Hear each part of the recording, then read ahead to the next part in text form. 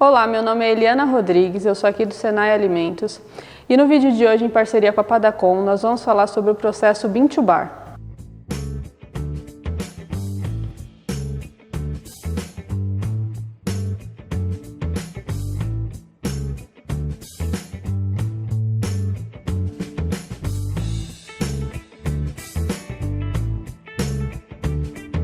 E o processo Bean to Bar, como que funciona? Então, ele começa sempre pelo fruto, pelo próprio cacau, né?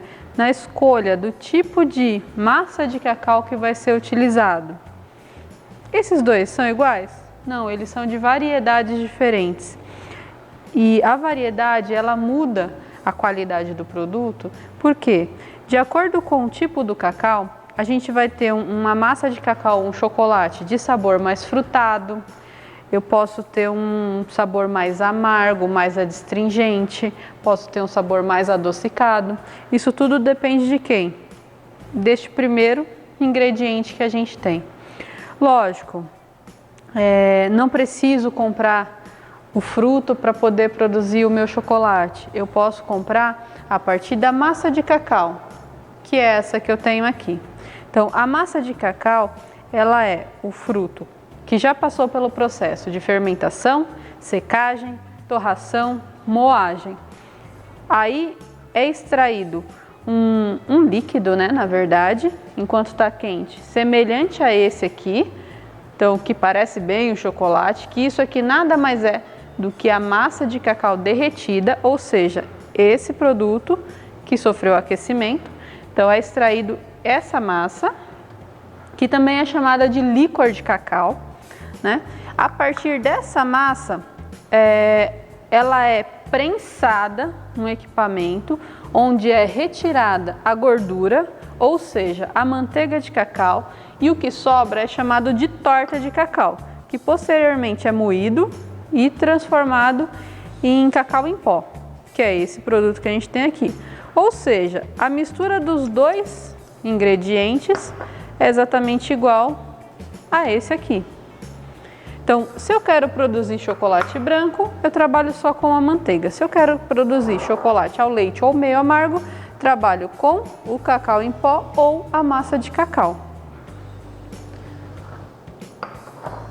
A escolha da massa é extremamente importante. Então, se eu quero trabalhar com um produto específico de uma determinada região, isso faz diferença? Faz, porque o cacau ele é muito sensível a aromas, a odores. E, por exemplo, se ele é cultivado em meio a outras árvores de produção cítrica, por exemplo, laranja, digamos, o cacau ele acaba absorvendo esses aromas cítricos. E o chocolate, ele tem notas cítricas ao final dele. Então, a região onde ele é cultivado, a variedade que é cultivada, faz toda a diferença no produto final. E a gente tem como definir isso? Tem como escolher isso? Sim, pelos produtores de cacau. Os produtores, eles fazem todo o processo da colheita, da fermentação e da secagem, e eles vão te vender o produto daquele local, daquela fazenda com aquela especificidade. Então dá para ter um controle mínimo dessa forma, ok? Bom, para a gente produzir o chocolate, então a gente tem algumas etapas para a gente pensar. Um processo industrial um pouco maior é semelhante, só que vai mudar é o tamanho da capacidade dos equipamentos, correto? Os ingredientes são basicamente esses, além de aroma. Então, o que geralmente é adicionado no chocolate é um aroma de baunilha ou um extrato de baunilha, aí fica a critério. E ainda os emulsificantes, que o mais comum utilizado, né, é a lecitina de soja. A lecitina de soja, que é esse ingrediente que está aqui, né? Essa é a lecitina de soja. E além da lecitina de soja, hoje em dia é muito utilizado um outro emulsificante chamado PGPR, né? Ele é um poliglicerol de poliricinoleato.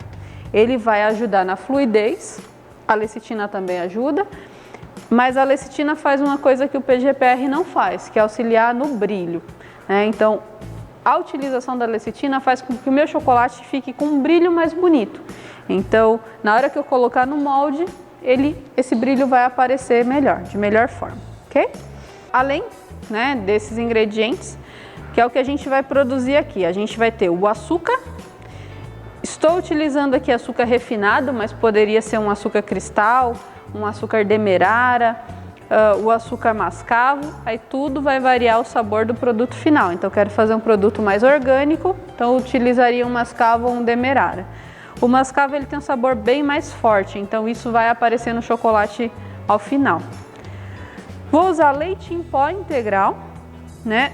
Eu não queria fazer com leite, então você trabalharia com um amargo, que não vai leite em pó na composição. A massa de cacau, que é o que a gente tem aqui, né, que eu já mostrei, está derretida, e a manteiga de cacau. Nossa, mas tudo isso, sim, a gente vai produzir no equipamento que ele tem capacidade para aproximadamente 7 quilos. Então aqui, juntando todos esses ingredientes, fica em aproximadamente 5 quilos, certo?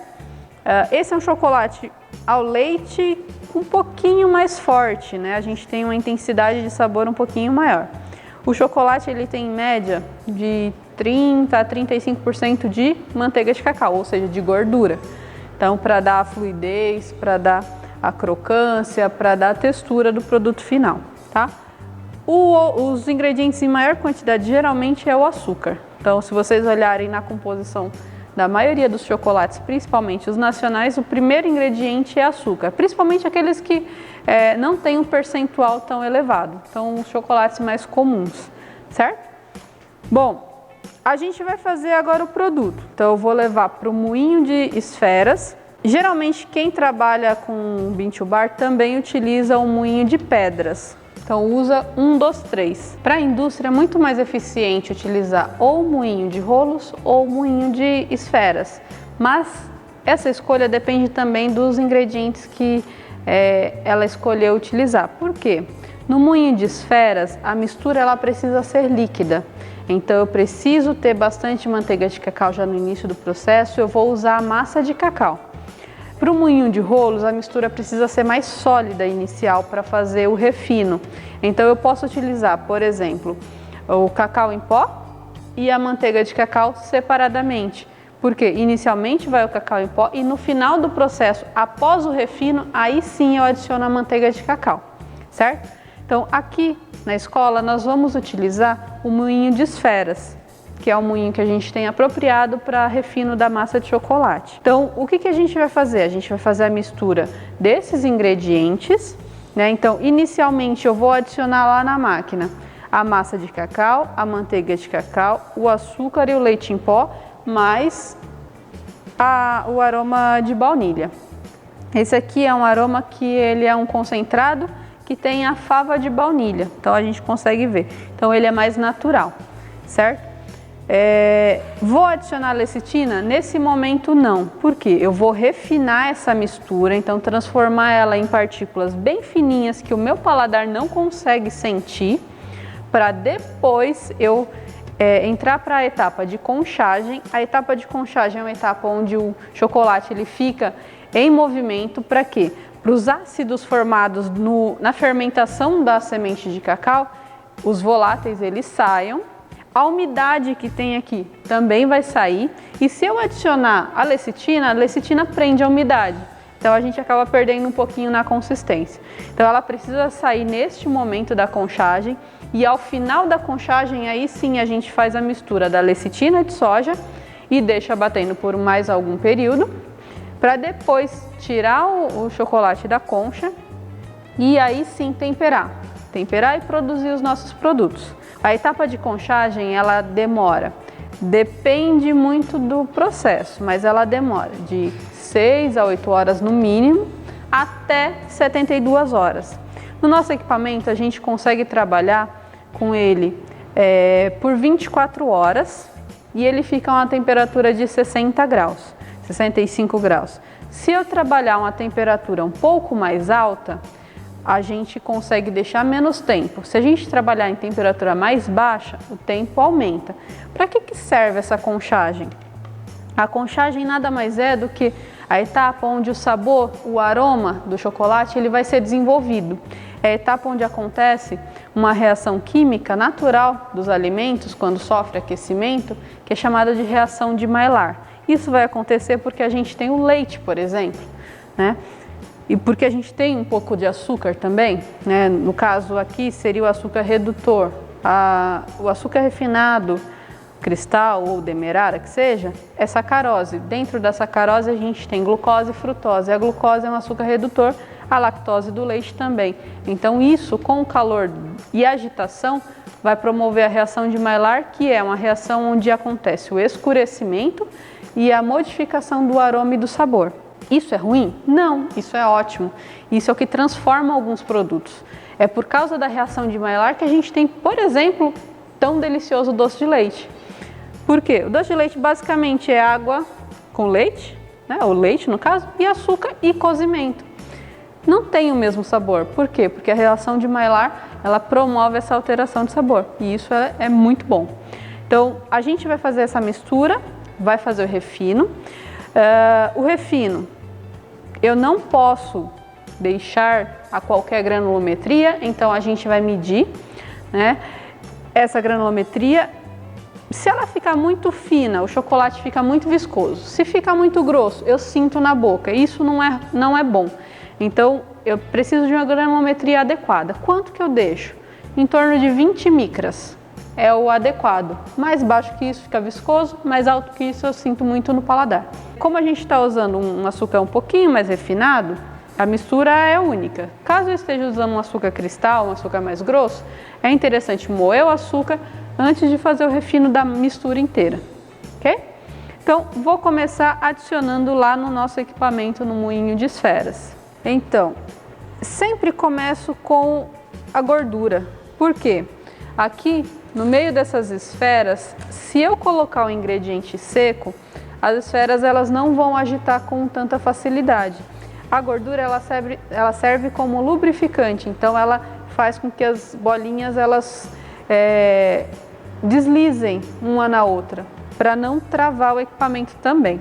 O equipamento ele é todo aquecido, então se eu encostar aqui do lado, eu sinto a temperatura dele. O equipamento ele fica em torno de 40 graus, para não ter problema da manteiga de cacau cristalizar.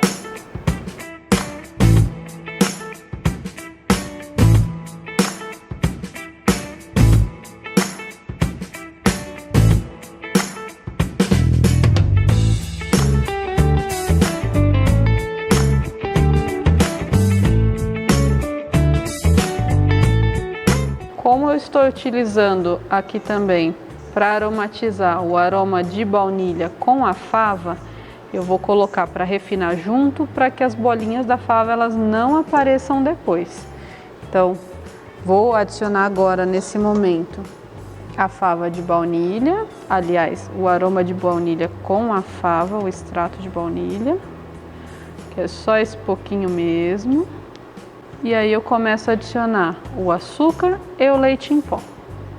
Aqui, como eu tenho uma quantidade muito elevada de ingredientes secos, eu posso colocar um pouco, deixar misturar, para depois colocar o restante dos ingredientes.